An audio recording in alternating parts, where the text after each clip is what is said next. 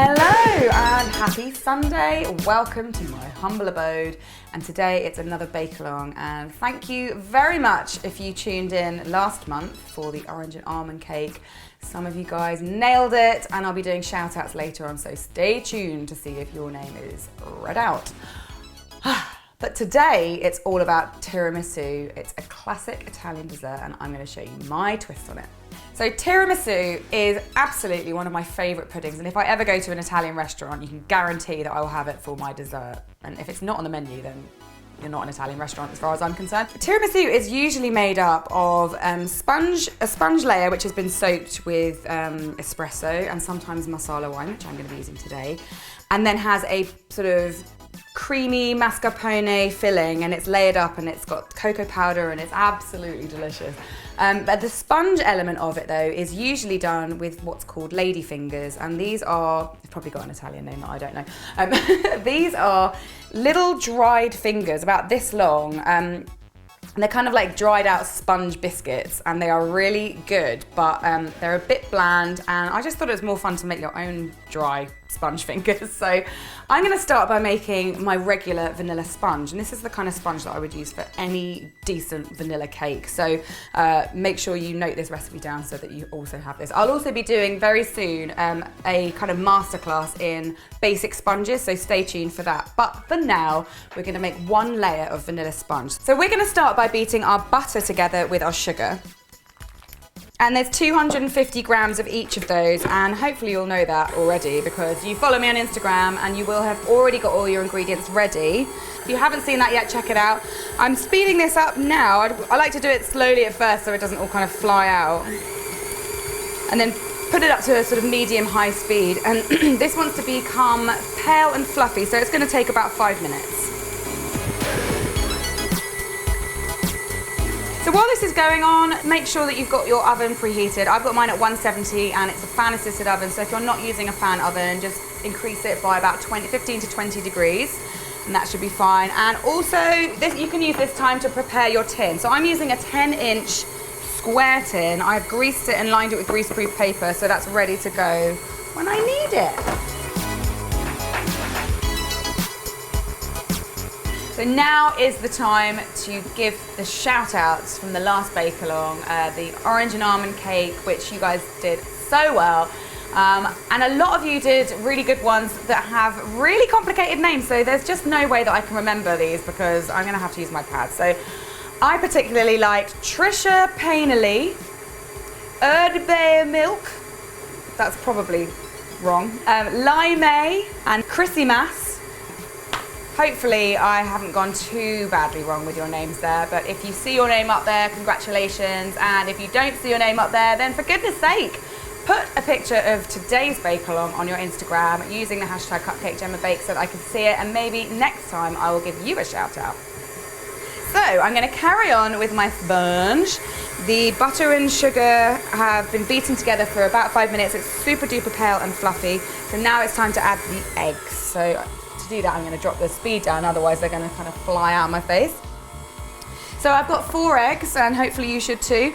So I'm going to one at a time beat them in, beating for about 3 minutes after each one, just to make sure it's thoroughly combined.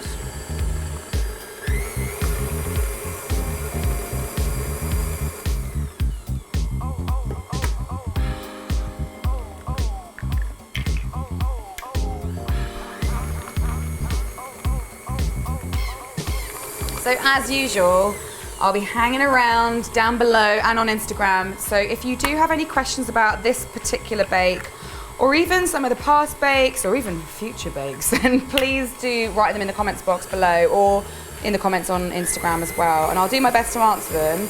And with that in mind, I'm wondering if it's nearly time for another Q&A and Ask Me Anything. Last one was at Christmas. I did it with some of the gang, Sally, Nikki and Dane. So if you want to see another one, either just with me or with the gang or about something specific, then please let me know. Maybe we'll do another one.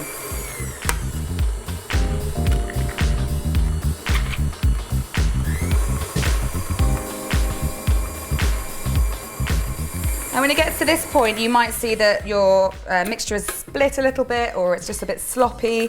If you're using a big mixer like me, then it might need a scrape at this point. So just get a spatula and scrape down the sides and the bottom just to make sure everything is getting in the mix, and then give it a last kind of blast just for a few seconds. Ooh. And that should do it. Don't freak out if it is splitting. It's absolutely fine. So that will do. Now it is time for us to put in the dry, and that is just self-raising flour. We're not using any additional raising agent in this one, like bicarb or baking powder, because we've already got the air from the eggs working in our favour. So you can go ahead and put the sifted flour straight in, and I've got 250 grams of that. Just shuffle it through. And then just fold that through either by hand, or I just like to use the lower setting on the mixer. I think that's absolutely fine. You want to do it gently just so you don't knock all the air out. And if you're doing it with a mixer, I like to bash it on the sides just to get the sort of flour that's stuck up the sides there.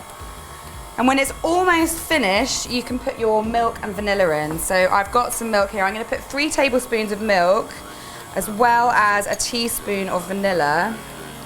And then just fold that in gently as well. Don't go crazy.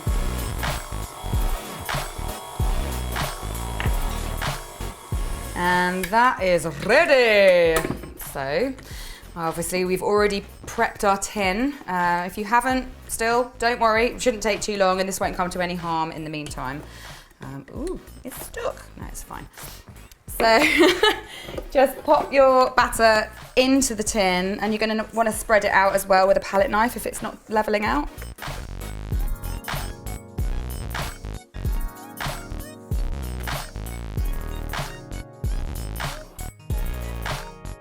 Batter like this does need a little bit of leveling out, otherwise you might end up with a really moundy cake. You might find that different batters, like more runny batters, don't need to be leveled. They just kind of do their own thing in the oven, but I think it's always worth taking that precaution just to make sure you get as level a cake as possible.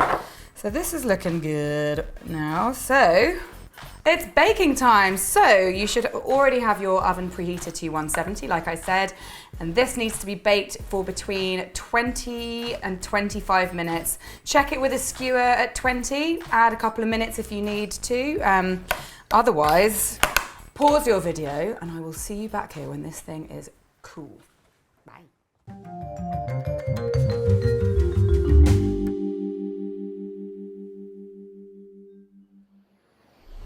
Welcome back. Hopefully your cake is now cool. I've taken mine out of the tin already, so go ahead and do that. I've just put it straight on my counter because it's a big old chap. So I'm going to start by leveling it off. You don't need to do this particularly, but it just gets rid of the darker colour, the caramelisation, which you don't necessarily want to see throughout your tiramisu. So I'm just using a bread knife for this. If you want to use a cake leveller, go right ahead.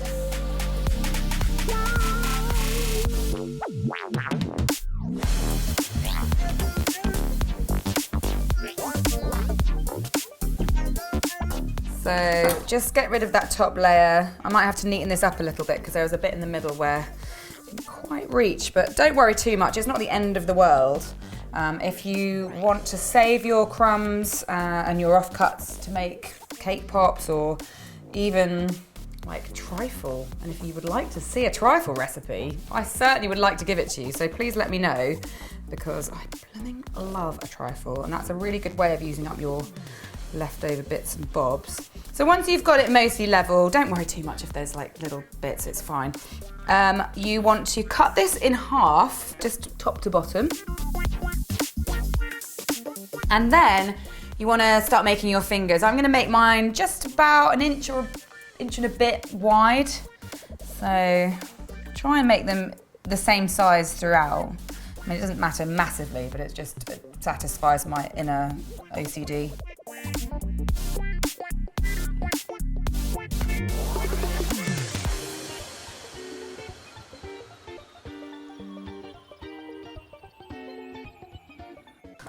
It's so difficult not to just eat one of these, but I'm not going to, not just yet. I'm going to satisfy myself with some of these offcuts while these guys are in the oven. And in the oven, you say, what do you mean? We've already put them in the oven, but no, we're going to dry these out now. This is going to sort of mimic the effect of the ladyfingers so that they can actually take a little bit more liquid when we soak them. So with tiramisu, what you do is you soak your sponge or your ladyfingers. If you did that to this particular kind of sponge, right now, it would just kind of fall apart. So what I'm gonna do is dry them out. So I've got a baking sheet here. I'm going to just pop them on there and we're gonna bake them for probably about 15-20 minutes in total. But we're gonna turn them about halfway through just so that they get a nice even color. And these get baked at 120 rather than 170, so please make sure that you've turned your oven down for this. If you're not quite ready yet, don't worry, nothing's gonna happen to these in the next few minutes while your oven heats up. Just make sure it's 120. So now you need to put these in the oven and pause this video, come back when they've baked and they are nice and golden brown and crispy.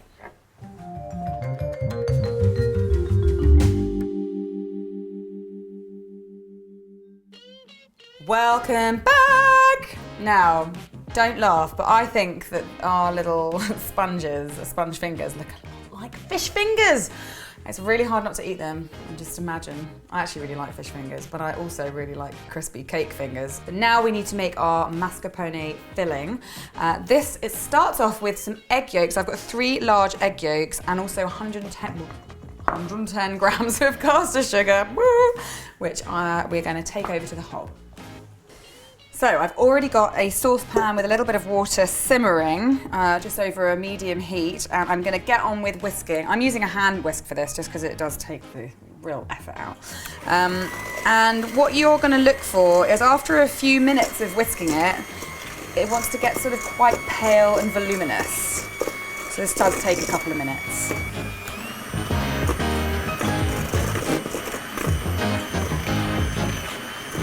So doing it like this over a bain-marie is obviously cooking the egg yolks so that they're safe to eat when they get added to the rest of the mixture. And also it gives it a bit of time so that the sugar dissolves into the egg yolks as well, so you don't have it all grainy.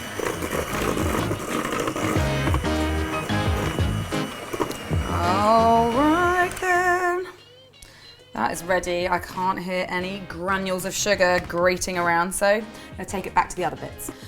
Okay, so the next bit we need to do is to fold the mascarpone cream in. Mascarpone is really lovely, thick cream cheese. If you can't find it, then just regular cream cheese will do, but it's not gonna be as creamy and lush. And sometimes it can be a little bit, not lumpy, but quite sort of stiff. So I like to, before I fold it in, I like to give it a bit of a wiggle around with my little spoonula. And then pop it into the egg sugar mix and fold it in gently.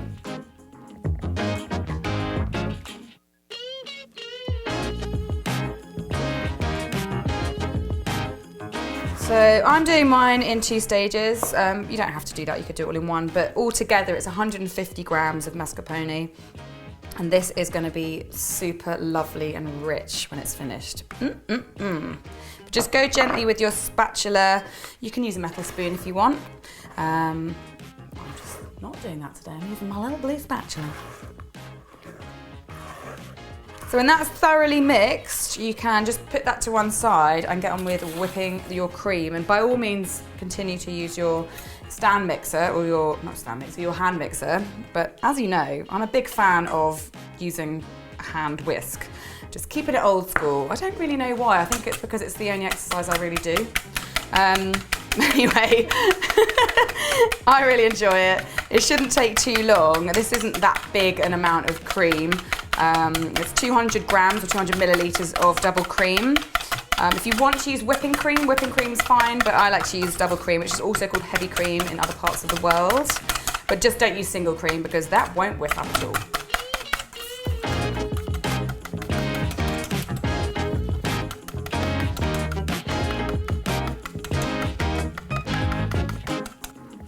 So I have got my cream to a kind of soft peak.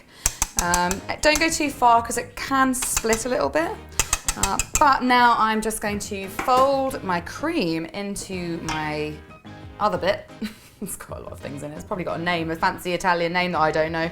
But for now, just fold it in just in the same way with your spatula.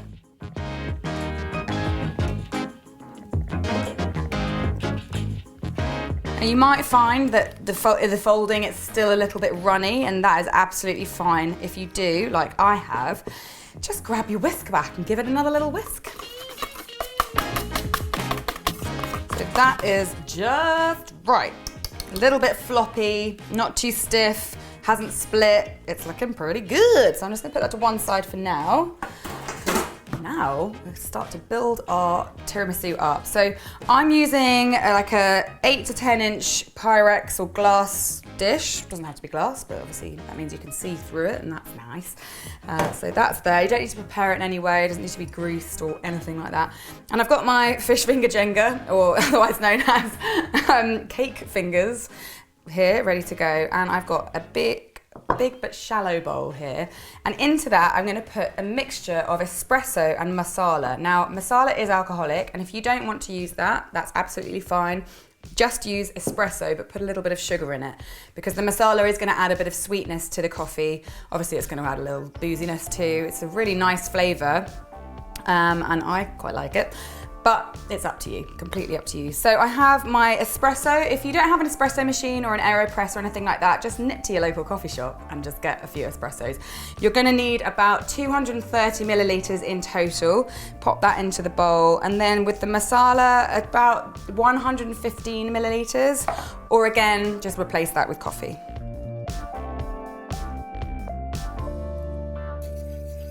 So just give that a little mix to make sure it's combined nicely. And now we're gonna start soaking. So this is quite fun, I like it. It's nice and messy. Remember that these sponge fingers will absorb quite a lot of liquid, and what you don't want is for them to have too much liquid in. So don't just plonk them in your bowl and leave them to absorb completely, because then you're gonna have a really wet, mushy tiramisu. That's just not what you want.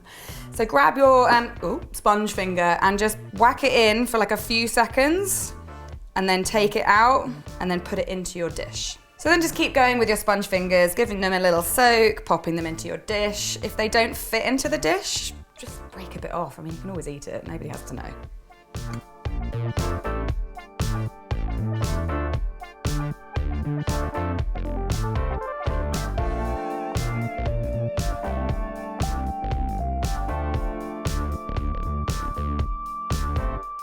So now that you've got your first layer of juicy sponges, you can then give it its first layer of mascarpone cream filling. So just use half of your mixture, dollop it on and spread it out a little bit.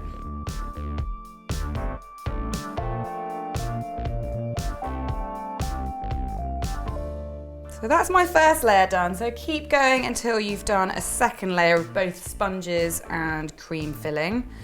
And obviously this is a dessert rather than a cake. There's definitely room for both, guys. So if you want to see more dessert rather than cake on the bake-alongs, then please let me know in the description, in the comments box rather. You don't get to go on the description box, that's my place. We'll put it somewhere and I will definitely read it, and hopefully we'll get around to whatever dessert you fancy.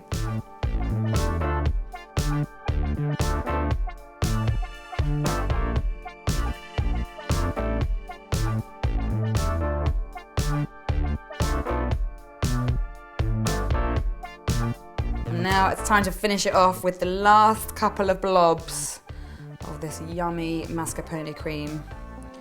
Oh, I love it so much. You can simplify this whole thing if you want. If you don't want to use egg yolks in your cream filling, you can just do it with cream and mascarpone and a little bit of sugar perhaps. It won't be quite as rich as this, but it will be still delicious. And if you haven't got time to make your own sponge fingers, then just nip to the shops and get some of those lady fingers. So now, I'm afraid this isn't quite ready to eat because it needs to set in the fridge for preferably overnight, but just a couple of hours minimum will do. So pause this video and come back in a couple of hours after it's had some little time to chill out.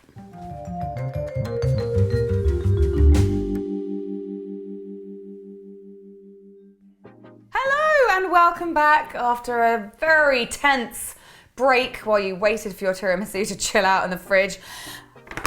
Hi. It's nice and chilled now, my one is. So the finishing touch is to cover the whole lot with a generous coating of cocoa powder. I'm using a nice fine sieve for this, just so that it gives it a nice light dusting.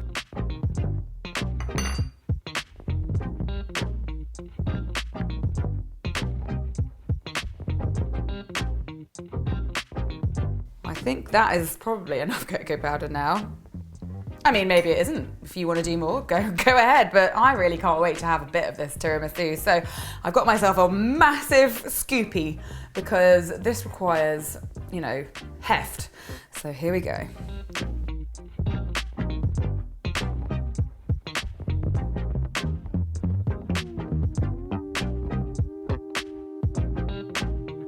There is one thing to say about tiramisu, and that is that it can be a little bit messy. It's not the neatest thing in the world, but that's all right. You know, this is something that someone's Italian granny threw together, you know, God knows how long ago, to give us something really, really delicious. And frankly, if it doesn't look really neat and tidy, I'm okay with that because it tastes really good.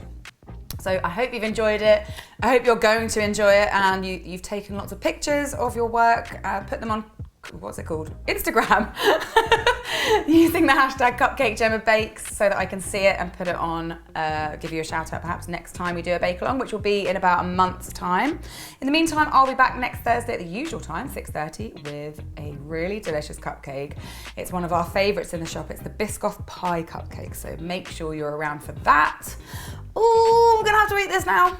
See you next time. Bye. I did that creepy bye again. Bye. I'm actually gonna wait in there.